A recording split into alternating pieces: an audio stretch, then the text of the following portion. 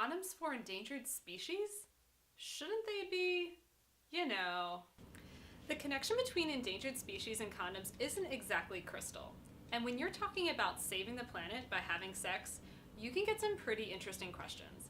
Trust me, I've heard them all. In this video, I'll go over some of the frequently asked questions I've gotten and some suggestions on how to answer them so that you are ready to hand out free endangered species condoms in your community or volunteering at a Pillow Talk event. Not doing either of those things? You can still help. Normalizing this conversation is an important part of getting people thinking about the impact of our population on wildlife. Don't condoms for endangered species kind of defeat the purpose? Just so we're clear, endangered species condoms are strictly for human use. And no, they aren't made out of endangered species either. The condoms and the endangered species featured on the packaging are a fun way to get people's attention and start conversations about how human population growth is impacting wildlife. Hint, it's not for the better. Why condoms? Well, every day we add 227,000 people to the planet. That's about 83 million per year.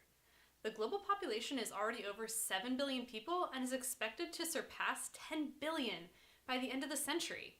So yeah, we need to dial things back a bit. When we take responsibility for our reproductive decisions, we're also ensuring plant and animal diversity around the globe. Fewer people on the planet means fewer strains on wildlife, land, water, air, and our climate. Condoms not only literally help slow population growth by preventing unplanned pregnancies, but they are a great educational tool to break the ice and get people talking about human population growth. Is population really a problem? Unsustainable human population growth is at the root of some of the world's most pressing environmental problems, including climate change, pollution, and wildlife extinction. Over the past 50 years, wildlife populations have plummeted by half, while human population has doubled. Wild plants and animals are going extinct 1,000 to 10,000 times the natural background rate, and biologists believe we have entered the sixth mass extinction. To put it simply, more people means more consumption. If we keep adding people at the current rate, even our best efforts to reduce our impact, like recycling and driving less, won't be enough to balance out the human impact on the environment. How much of an impact can having one less child really have on the environment?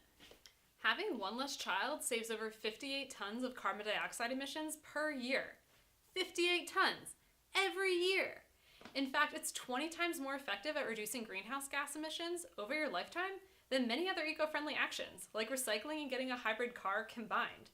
This is because having a child multiplies your carbon legacy 5 times over, since they will grow up to be consumers and likely have children of their own. Doesn't population control infringe on human rights? Yes. Controlling an individual's right to make his or her own reproductive decisions is not only ineffective, but an attack on basic human rights. We do not support coercive population control measures of any kind. Instead, we strongly support solutions that advance human rights, like education for all, voluntary family planning, universal access to contraception and reproductive health care, the empowerment of women, smart urban growth, the protection of clean air and water, the preservation of wildlands, clean energy, and sustainable lifestyle choices. Why should the US slow down? Don't other countries have higher population growth rates than us? Nearly half of all pregnancies in the US are unintended.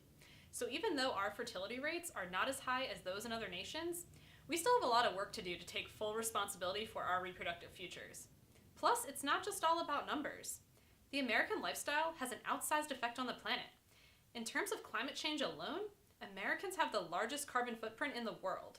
We make up 5% of the global population, but emit 15% of carbon emissions. I've heard our population is growing more from immigration than our birth rate. Is that true? Yes, that is true.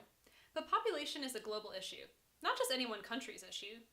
Immigration and the pursuit of better circumstances are basic human rights.